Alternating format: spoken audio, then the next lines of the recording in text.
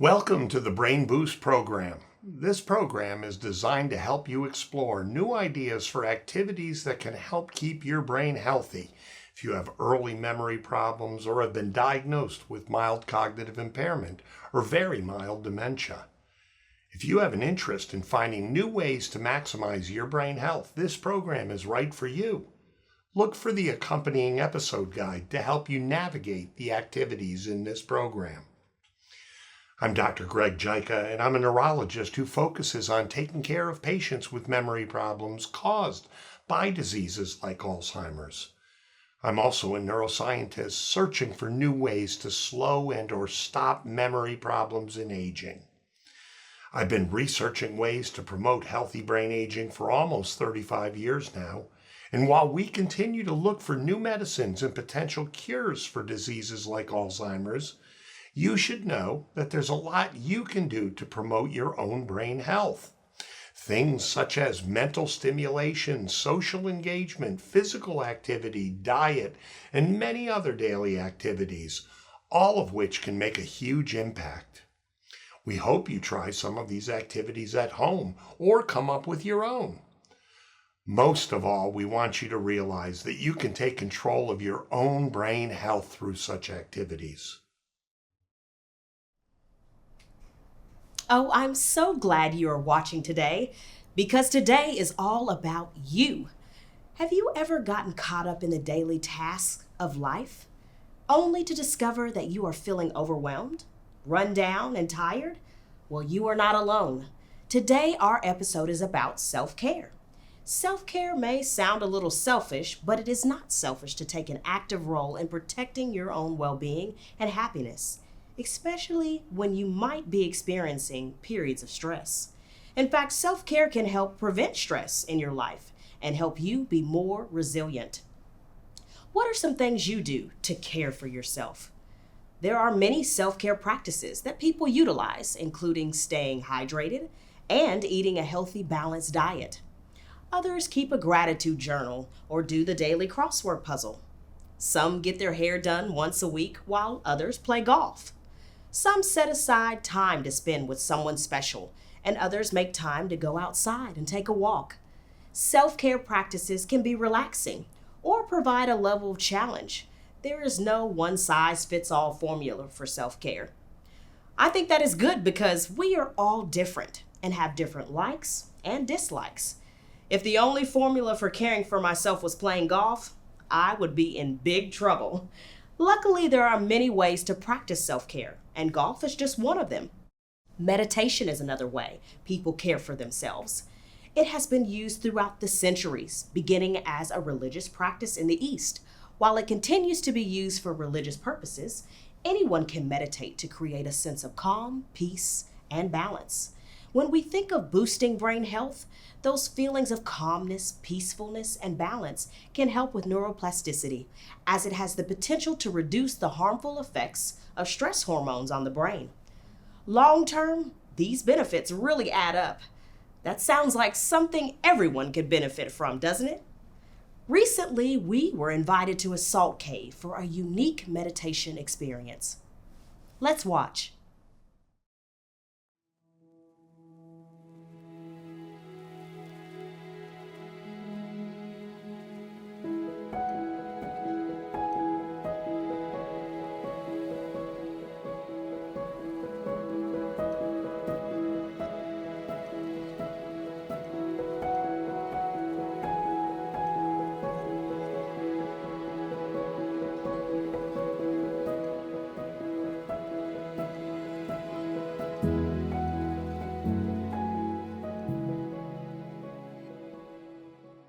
Hi, my name is Lara Levine, and I own Lexington Salt Cave. Lexington Salt Cave is actually a space for halotherapy, which is dry salt therapy. I lead a twice-a-month Yoga Nidra class. Yoga Nidra is a form of yogic meditation. It allows the body and mind to deeply relax, and it also helps ease stress and anxiety and helps people feel calm, safe, and comfortable. So welcome to this practice of Yoga Nidra.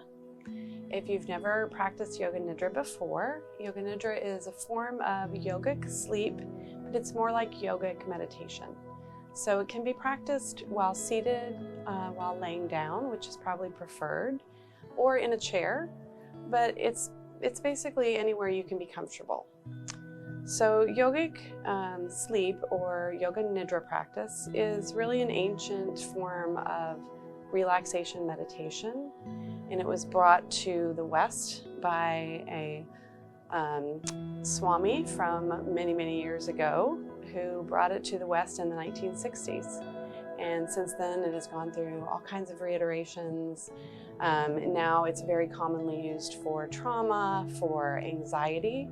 It's used as a deep relaxation practice, and it can be practiced by anyone. So I'll be actually leading the practice in a trauma-informed style, which just means that everything I ask you to do is really just a suggestion, and it's a way for you to deepen into a relaxed state. It's a way for you to allow yourself to perhaps separate your feelings and emotions from your body. So again, just allowing all the body and mind layers to relax very deeply. So we will begin with just sort of settling into wherever you're comfortable. Your eyes are able to remain open, but if you're comfortable closing them, you may close your eyes. You can also just turn your gaze softly towards the ground. And as we're settling into a comfortable position, whatever that may be for your body, we'll talk a little bit more about some of the benefits. And Yoga Nidra can offer many benefits besides deep relaxation, but it does also allow sometimes to disassociate some memories or fears or emotions that might be causing you issues or even some pain in your body. And it can also actually change the heart variability rate, which is an indication of health. And with practice, it can actually lower heart rate variability. So that's another plus. So again, we'll begin by continuing to settle into a comfortable seated position, comfortable position laying down or in a chair. And we'll begin by adjusting your body, your arms, your legs, your head and neck, in just any way that you can make yourself maybe 5 or 10% more comfortable. And then we'll begin by noticing the surrounding area, wherever you're sitting or laying. Maybe perhaps noticing textures under your fingertips or your hands. Noticing the quality of the cloth or the clothing, the cushions. Taking note of what's underneath the body. Here in the Salt Cave, we have the advantage of additional tactile feeling. Maybe perhaps moving the hands in the salt, noticing how that feels, really tuning into all the physical sensations of the body. Perhaps even noticing any sounds in the room, maybe any smells, noticing if you have any taste in the mouth, and then starting to allow the jaw to relax and unhinge, letting the tongue just kind of relax in the mouth, perhaps laying on the bottom of the mouth, and begin to start relaxing and softening muscles in the face. So letting the eyelids droop, the cheekbones relax, softening the muscles through the forehead, around the jawline, and the neck. Perhaps letting the chin drop to the chest if that feels right for you. And letting the breath fill up the back of the neck. Letting the shoulder blades relax and kind of soften, allowing the shoulder blades to react to gravity, pulling them down the back side of the body. The muscles of the shoulder blades and the side body kind of letting go of their grip. And letting the hips and legs feel heavy and relaxed. all the way down to the calves and the feet. Letting go of any tension that might be in the calf muscles or the ankles or the feet. Allowing the arches to relax.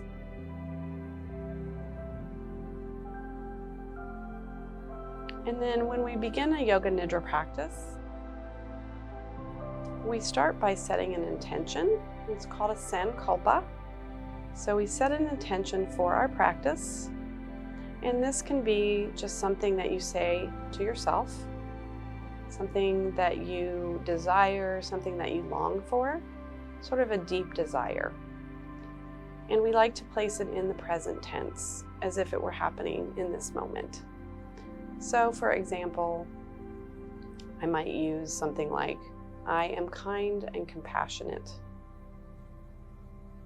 And just stating whatever your intention is, just stating it in your mind quietly 3 times. Allowing the breath to flow in and out naturally with each statement. No judgment, just allowing those human sensations. Now beginning to transition back to the feelings of joy, bringing that awareness to the sensation of feeling deep happiness, deep comfort. Bringing that image back in your mind of a joyful space or a joyful time, and allowing that image to fill up the mind's eye.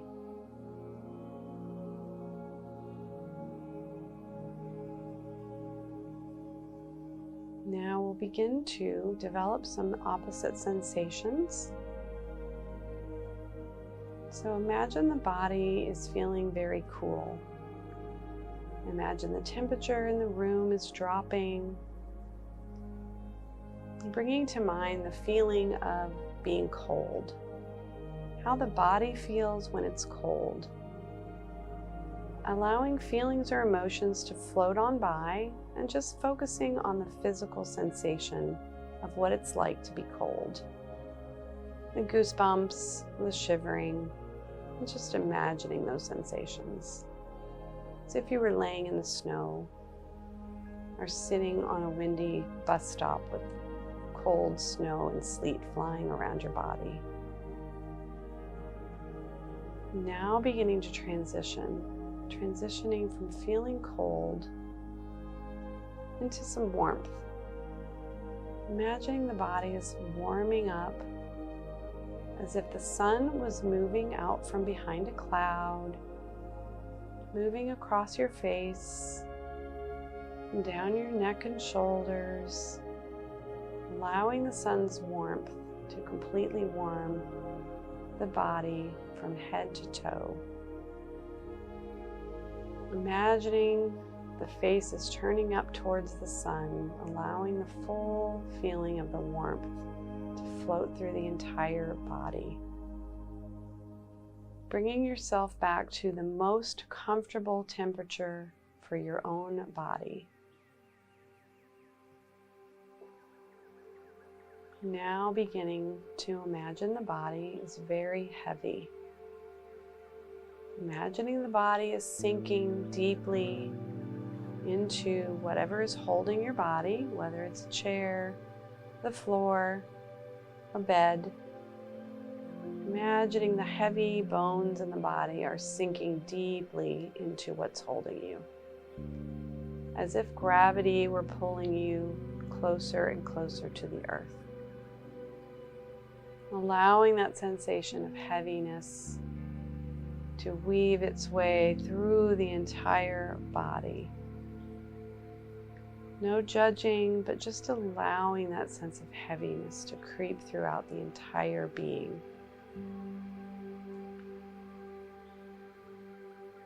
Now slowly begin that transition as if a weight were lifted off of your body, beginning to feel lighter. Imagining the body as if it were a feather. And gravity is slowly allowing the feather to rise. The body is becoming lighter. All of the bones in the body are lightening, floating, and the whole being feels light and airy, as if you were floating on a cloud. Just imagining your whole body gently floating just above the ground, relaxed and floating as if you were on a cloud or a soft wave. And then allowing the body to float gently, gently back down to earth, resting right where gravity is comfortably holding your body. And allowing the body to enjoy the comfort and safety of gravity holding you to the earth. Imagining the body is relaxed and held safely and softly by gravity to the earth.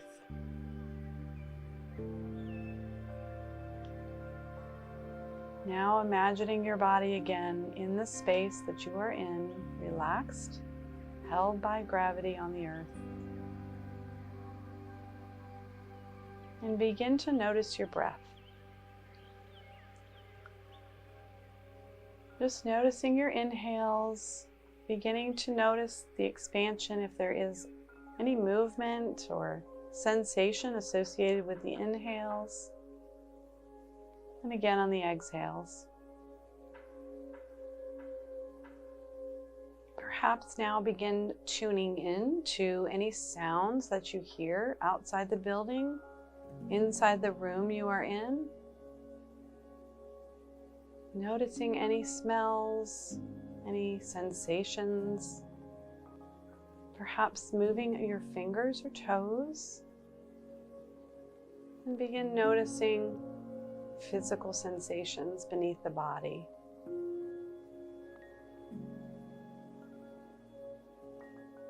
Taking another breath or two, bringing yourself back to the present moment.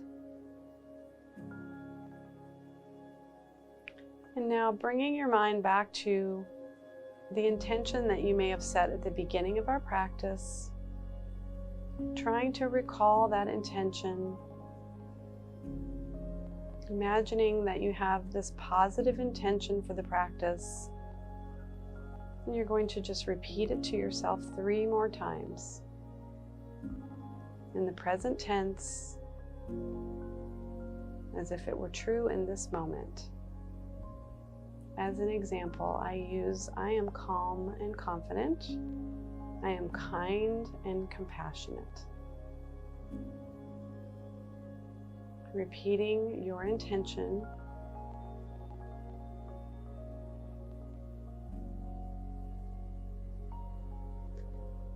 And when you finish with your last intention,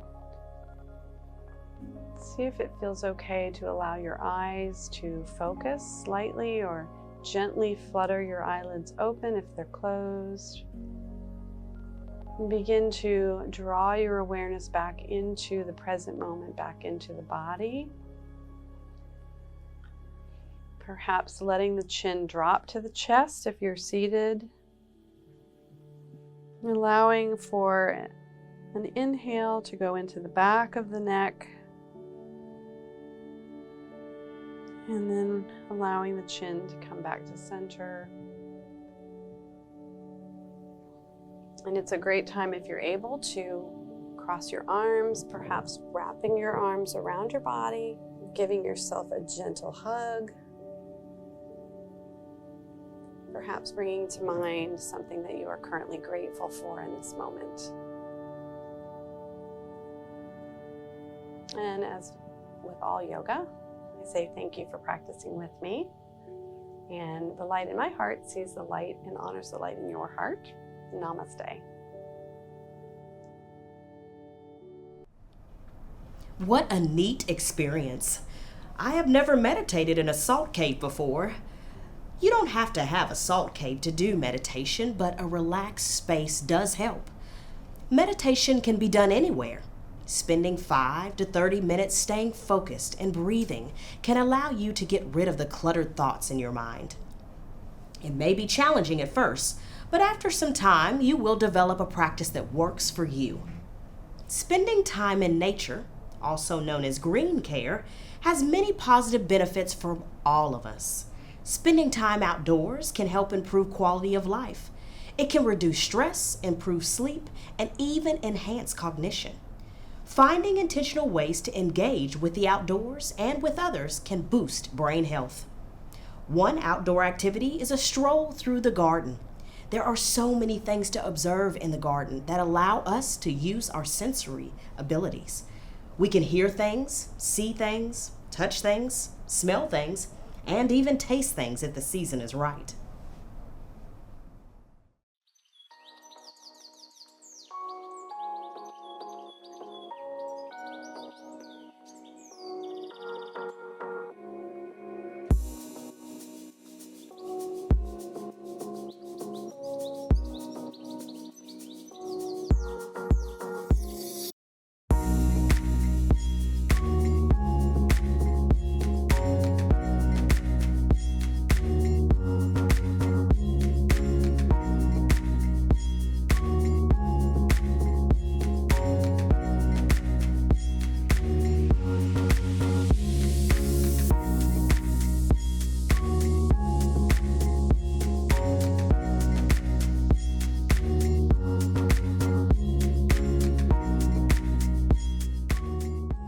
My name's Rick McGee, and I'm giving a short tour of the Ashland Terrace Garden at 475 South Ashland Avenue.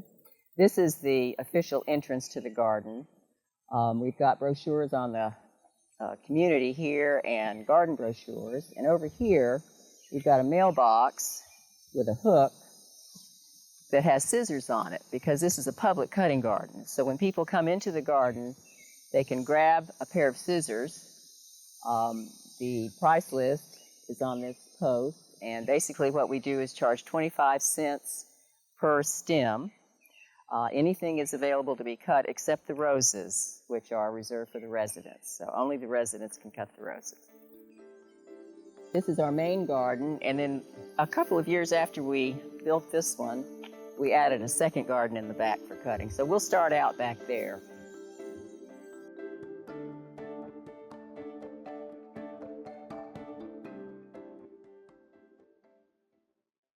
So we'll go back to this back garden.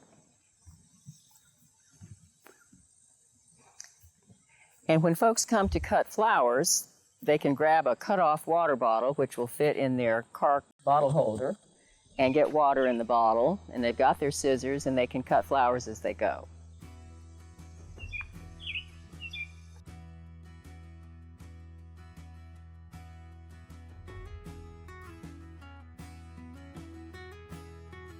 So this is our back garden.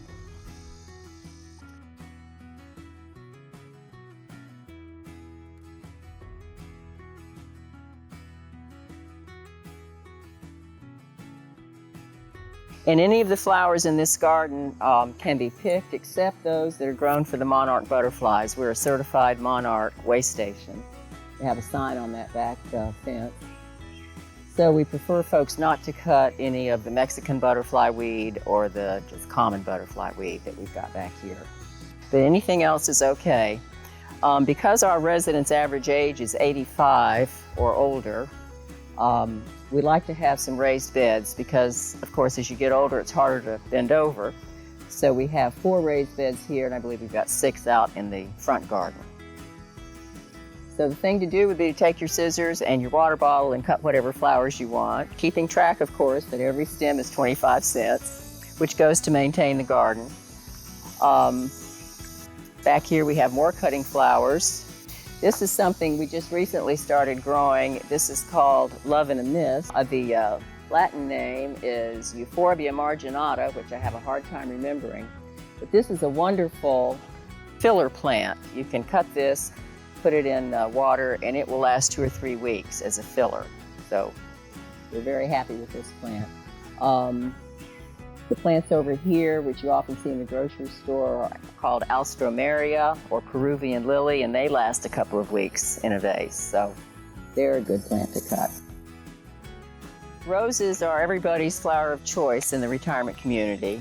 And of course, when folks from outside come, they want to cut the roses, but we've asked that they not do that, and we reserve the roses for the residents. So they're really the only flowers that you cannot cut if you're from the neighborhood.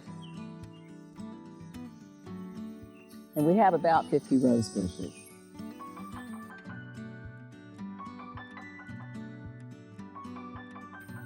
These raised beds contain several different things. These are herbs, and we sell herbs for 25 cents a small bunch. So we've got lots of basil and marjoram and parsley, chives, rosemary, mint, and thyme. And it looks like a dying dill. But we use these herbs in our kitchen, and they really make a difference. Over here are more cutting flowers.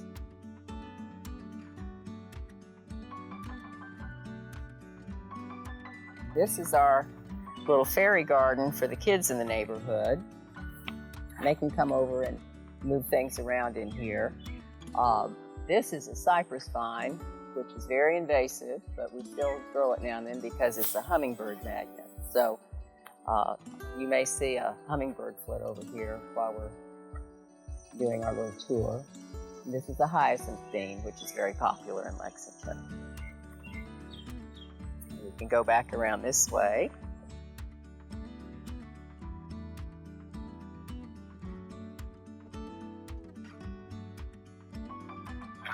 And this area to the left has pretty much turned into a shade garden. We had a resident who died whose family wanted to remember her with something in the garden, so we set up a little shade garden over here on the left, and I'm adding to it as time goes on.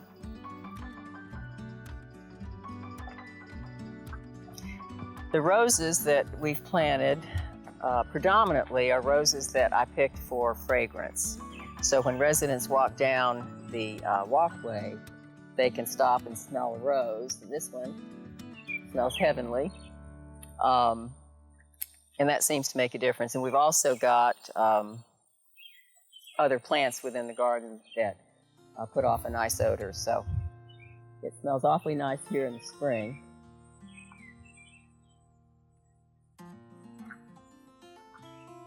This very large leaf plant is again invasive, but we had a huge space to cover. That's called a butterbur, common butterbur. And when it comes up in the spring, it comes up as a single stalk with a pink flower on it. And then over time, comes up and spreads. We've also got, of course, hostas in here. This is what you call sensitive fern, also invasive, but it makes a nice display because we've got another large area.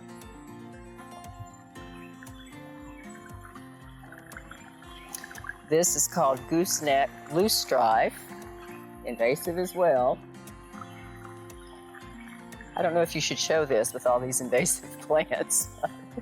And this is one of the favorite spots for all the kids in the neighborhood. This is our koi pond.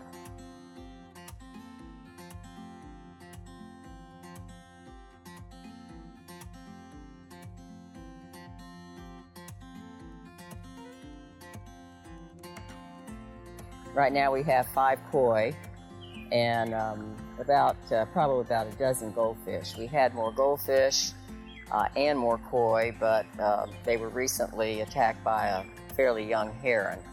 So we use our little plastic heron to scare off any marauding herons, and he has to be moved every now and then so that the real herons know think he's a real heron himself.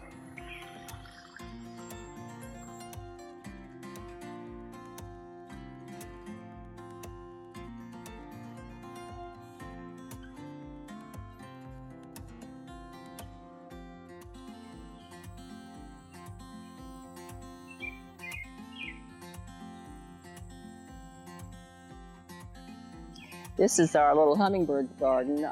We have 2 hummingbird feeders in this little garden, and around August they become pretty active. So not only do we have the flowers throughout the garden that they can visit, but these hummingbird feeders, and the water in these feeders is changed about every other day, so it's always fresh.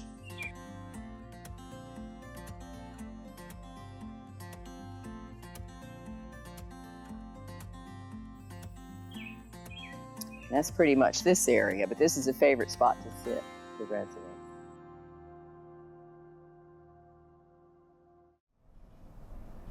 That was just beautiful.